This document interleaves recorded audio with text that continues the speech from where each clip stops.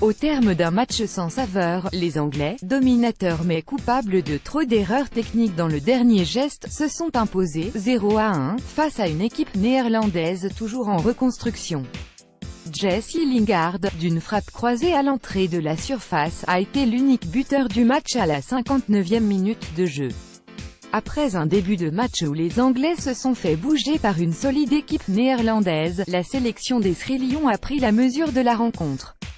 Dans un match engagé, les visiteurs ont pris le match à leur compte, faisant tourner le ballon, sans pour autant se montrer dangereux sur la cage de Soweto. La première vraie situation chaude pour les Anglais a été la tête d'Henderson juste après la demi-heure de jeu.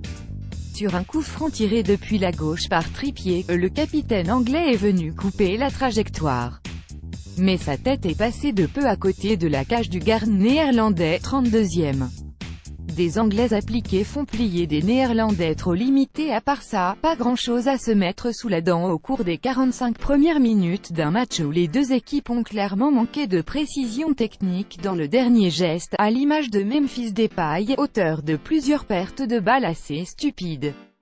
Après la pause, les débats se sont légèrement animés. Peu avant l'heure de jeu, c'est Jesse Lingard qui est venu récompenser une équipe d'Angleterre appliquée. Sur un nouveau bon centre de Rose depuis la gauche, Strootman a remis involontairement le ballon dans l'axe.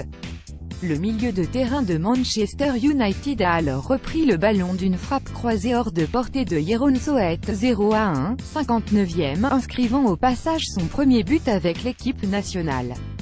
Malgré quelques tentatives des Néerlandais pour revenir au score, Barbados, 63e, Memphis, 82e, ou encore Eidberg, 88e, Ronald Koeman débute donc son mandat à la tête des Oranges par une défaite. La première de sa sélection contre l'Angleterre depuis presque 22 ans.